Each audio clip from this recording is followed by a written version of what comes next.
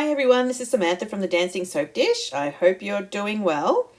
I picked up these beautiful bird stamps from my local crafts shop. They're the clear silicone ones that you have to mount onto an acrylic block for card making and scrapbooking and stuff like that.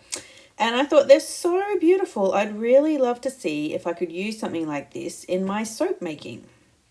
So last tweak of the week, I used rubber stamps in the bottom of a soap mold to make these beautiful soaps here. But I was thinking something a little bit different this time, maybe something along these lines where I use the stamp to emboss the center of the soap, paint it with mica, and see how it turns out. This video is part of my Tweak of the Week series, where I share with you everyday items and tools from other crafts and hobbies that with a slight tweak can be used for soap making. Don't forget to like and subscribe if you love what we do. Here we go. So first off, I'll just take these out of the packet and show you what they look like. You might already have some of these at home if you're a crafty person. So they normally come between two pieces of acetate, so I'm just removing the top pieces there. Here's a close-up. As you can see, they're quite detailed and totally transparent. So just peel it off the backing and place it facing up inside a mold. So this stamp is made from silicone, and this soap mold is also made from silicone, and so you'll find that they'll actually sort of stick to each other quite well. You'll also be able to see if there's any air bubbles in between the two surfaces, which is why you can see me here.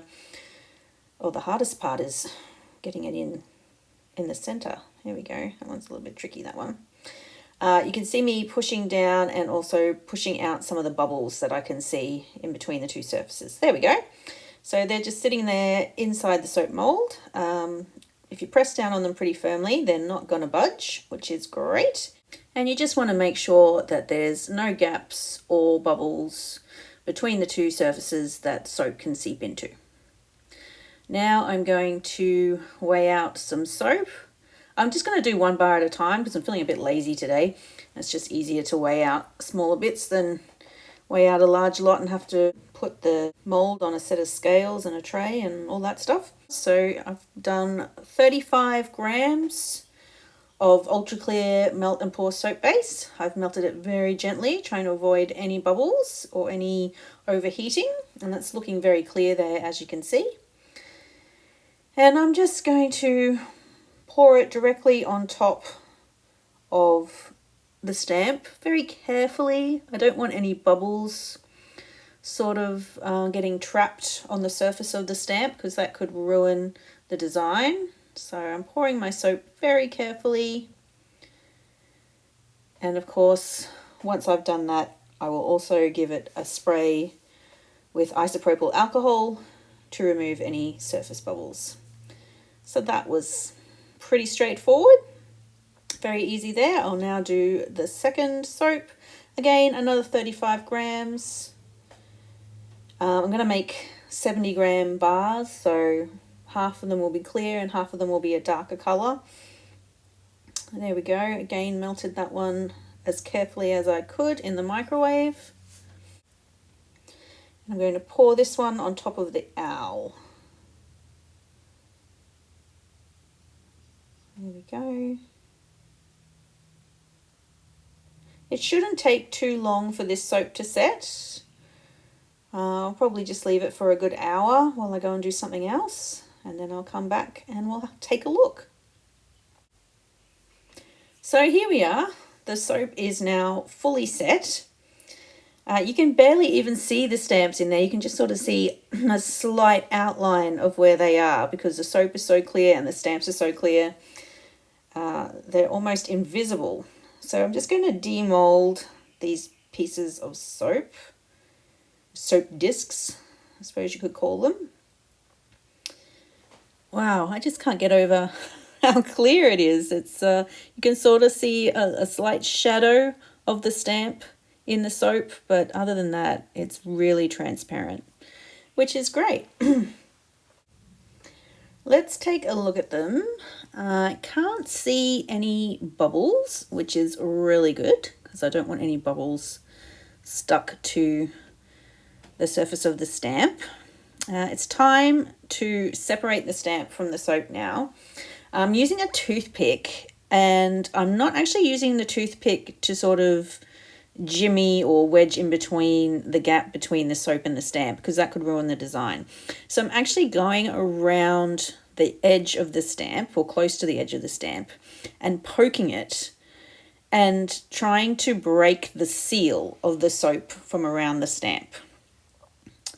Let me see if I can just, no, it's not broken enough yet. And once you've broken enough of the seal, you'll find that the stamp just pulls away really easily, just like that. There we go. Once you got it, it just pops right out.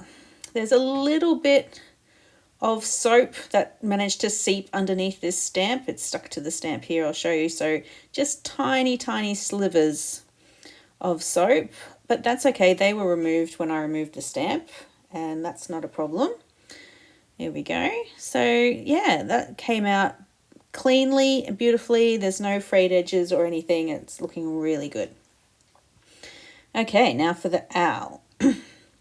So again, just poking the stamp close to the edge, trying to push it back in order to break the seal between the stamp and the soap. I might do it in, you know, a few places, or you can do it along a certain section of the stamp to try and get it moving. There we go. And then once that seal is broken, it just pulls back really easily. There we go.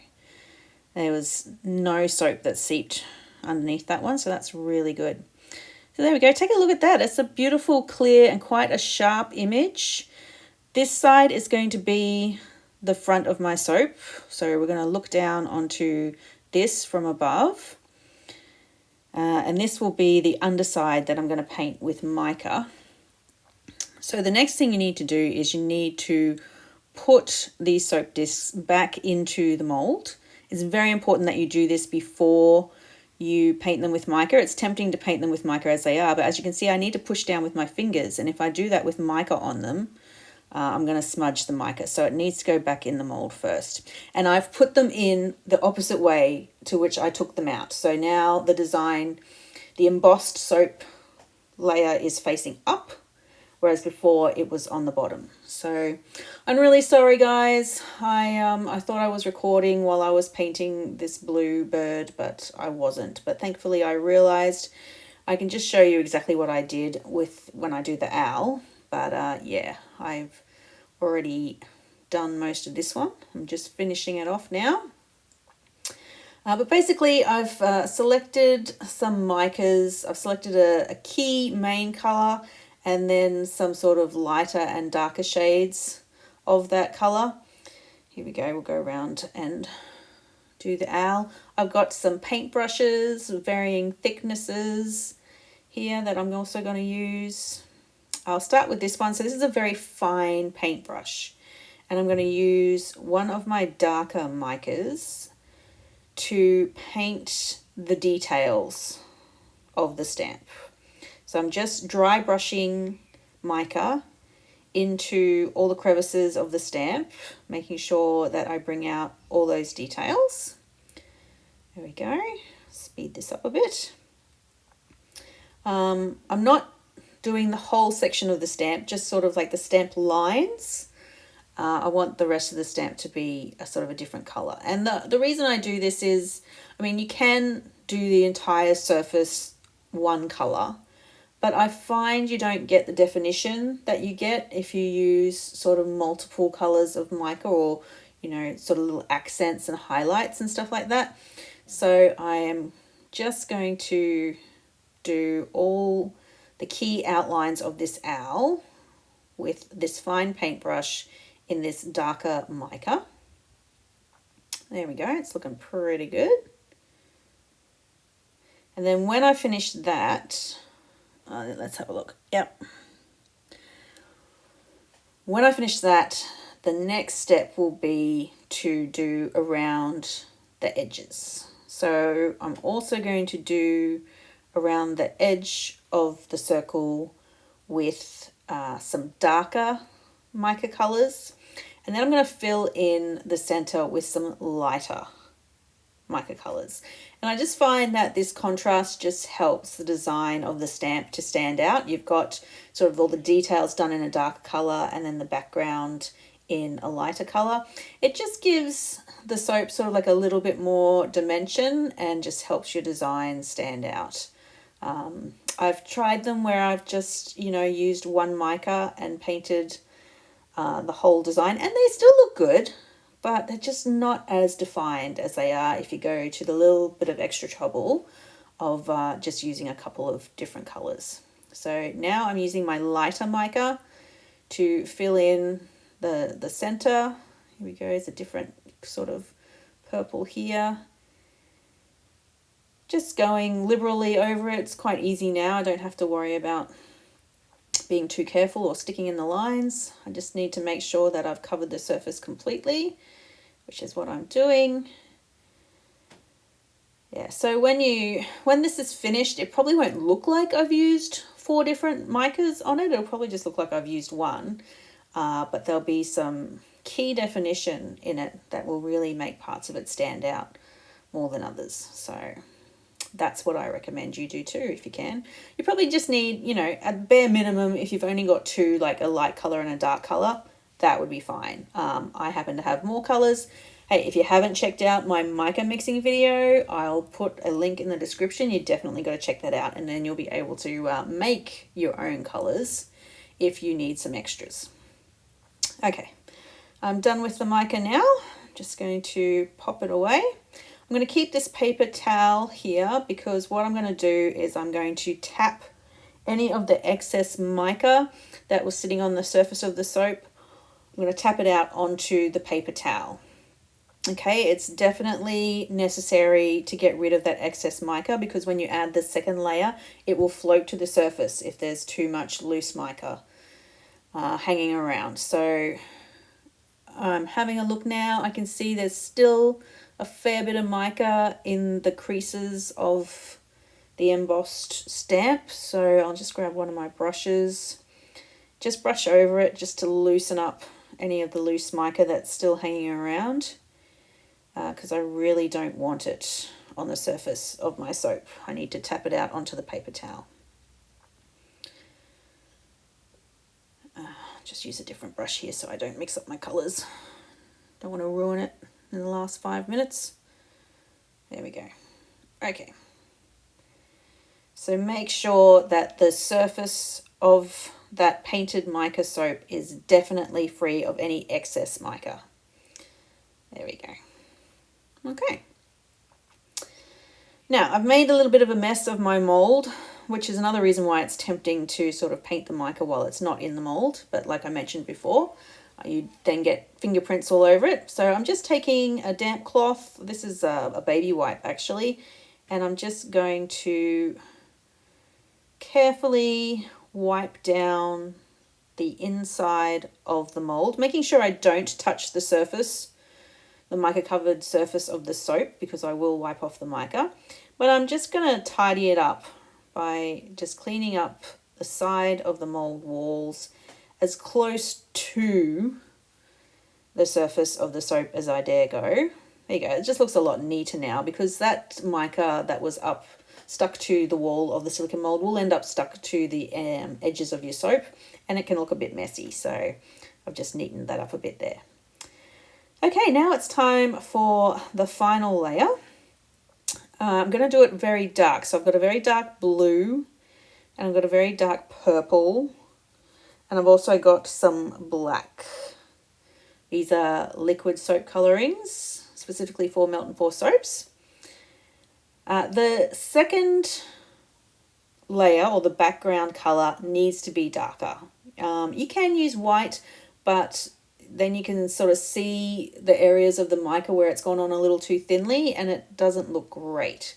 So it's definitely worth making sure it is a darker color. So for my bluebird here, I'm doing a very, very dark blue. So I've mixed some royal blue with some black, and I've come up with a very, very dark blue soap.